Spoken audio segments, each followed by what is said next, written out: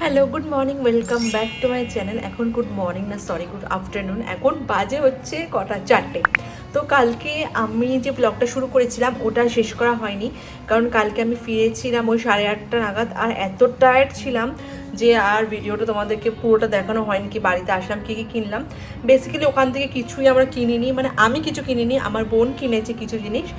আর ও কী কী কিনেছে, ও কিনেছিল জুতো কিনেছিল, আমরা বেশি কিছু কিনতে পারিনি। অ্যাকচুয়ালি আমাদের যাওয়ার ইচ্ছে ছিল জাকারিয়া স্ট্রিটে। তো ওখানে গিয়ে তো এক্সপিরিয়েন্সটা একদমই ভালো ছিল না, কারণ প্রচণ্ড ভিড় ছিল, কোনো জায়গা ফাঁকাই ছিল না। তোমাদেরকে পুরো ব্লগে তোমরা দেখে নিয়েছো।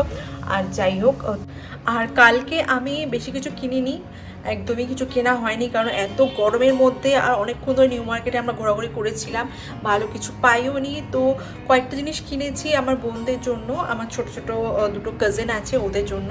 তো কী কী কিনছি চলো তোমাদেরকে ওগুলো দেখাই। আর এই যে এই ব্যাগটার মধ্যে কিনেছি রয়েছে, আর আমার মা একটা গিফট পাঠিয়েছিল আমার জন্য, তো সেটাও রয়েছে। তো ওইগুলো চলো তোমাদের সঙ্গে একবার দেখিয়ে দিই।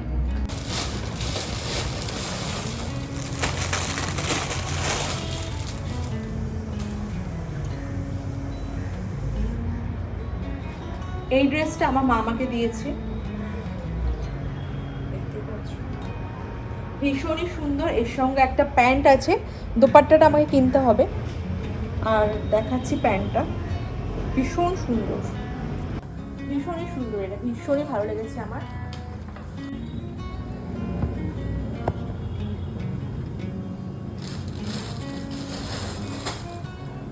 এই যে এইটা হচ্ছে প্যান্ট, এরকম রয়েছে প্যান্টটা।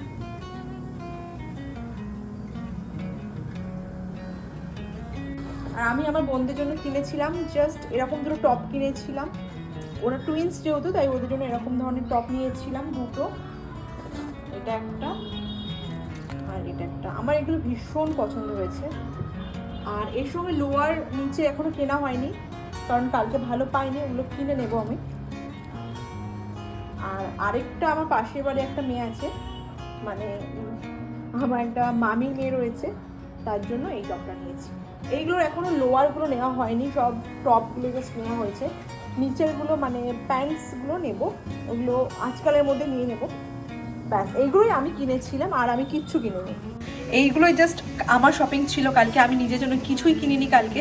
তো এইগুলোই ছিল বাস। আর আমি আরও ঈদের শপিং করব মোটামুটি কিছু, কারণ বেশি কিছু করার ইচ্ছে একদমই নেই। কয়েকটা জিনিস কিনবো, যেগুলো কিনবো তোমাদের সঙ্গে অবশ্যই শেয়ার করব। তো চলো এখন রান্নার দিকে যাই, দেখা যাক কি কি আমি করব আজকে।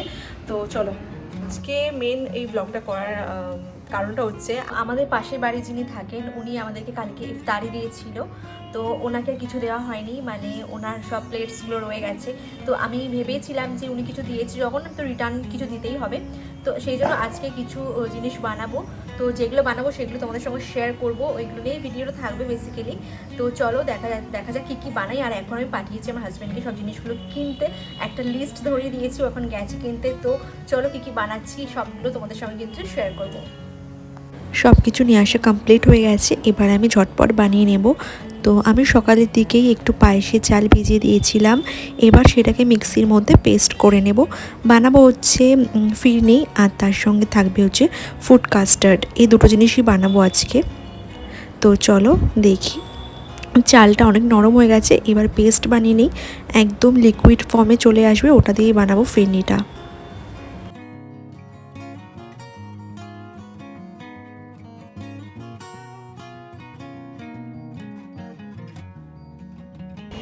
প্রায় 4.5 ঘন্টার মতো হলো আমি একটু পায়েসের চাল ভিজিয়ে রেখেছিলাম জলে। এবার এই চালটাকে পেস্ট করে নেব আর বানাবো হচ্ছে ফিরনি।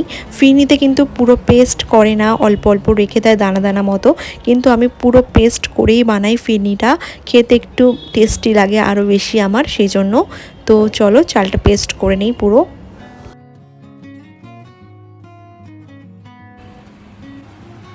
এখানে আমি আমুলের 1 লিটারের ফুল ফ্যাট মিল্কটা পুরো ব্যবহার করেছি, 5 থেকে 7 মিনিট ধরে ফুটিয়ে নিয়েছি। এবারে চালের পেস্টটা ওর মধ্যে ঢেলে দিচ্ছি, ঢেলে দিয়ে একটু নাড়াচাড়া করতে হবে, নাহলে কিন্তু নিচে লেগে যাবে। নাড়াচাড়া করার পরে এর মধ্যে আমি দিয়েছি একটা তেজপাতা আর 2টো এলাইচি। এবারে এর মধ্যে আমি দিচ্ছি নারকেলের যে কোরানো নারকেল যেটা হয়, কিনতে পাওয়া যায় এই প্যাকেটটা বাইরে, ওটা আমি দিচ্ছি এর মধ্যে। আর লাস্টে একদম চিনিটা আমি অ্যাড করব। এবার এটা হয়ে এসছে, সাইড করে দিলাম। এবারে আমি একটা ফ্রাই প্যানের মধ্যে একটু ড্রাই ফ্রুট ঘি দিয়ে রোস্ট করে ওর মধ্যে ঢেলে দেবো, তাহলে কিন্তু ফিরনি রেডি হয়ে যাবে।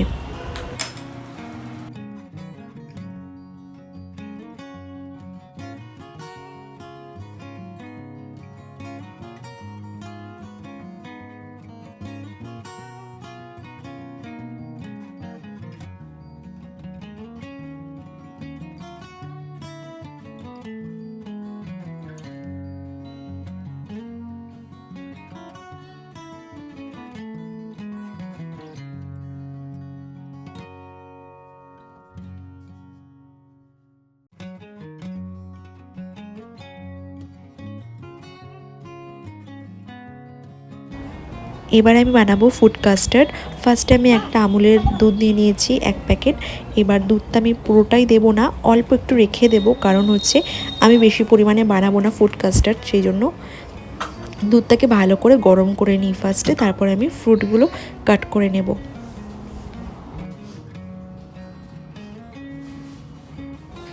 এখানে আমি 2টো অ্যাপেল আর কিছুটা পরিমাণে আঙুর আর কলা এগুলোই ব্যবহার করেছি।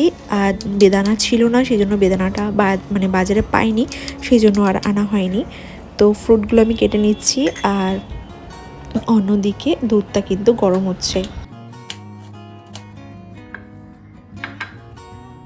ওই প্যাকেটের যে অল্প দুধটা ছিল ওটা আমি এখানে একটা বাটিতে ঢেলে নিচ্ছি, আর ওর মধ্যে ফুড কাস্টার্ডের যে পাউডারটা ওটা ঢেলে দিচ্ছি। ঢেলে চামচ দিয়ে একটু নাড়িয়ে চাড়িয়ে ওই যে দুধটা গরম হচ্ছে ওর মধ্যে ঢেলে দেবো।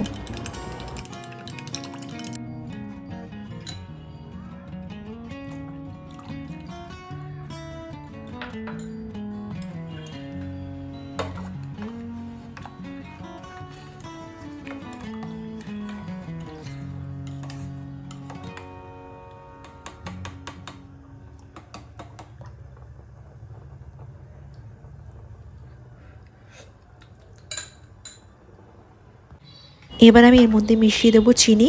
চিনি এখানে আমি 2 চামচ মতো দিয়েছিলাম, তোমরা তোমাদের টেস্ট মতো দিতে পারো, তবে হ্যাঁ 2 চামচ মতো চিনি লাগবে। তো মোটামুটি সব কিছু রেডি হয়ে গেছে, ফ্রুটসগুলো কাট করা হয়ে গেছে। এবারে আমি সব কিছু সার্ভ করে নেব, তারপর কিন্তু ওদেরকে সব কিছু দিয়ে দেবো।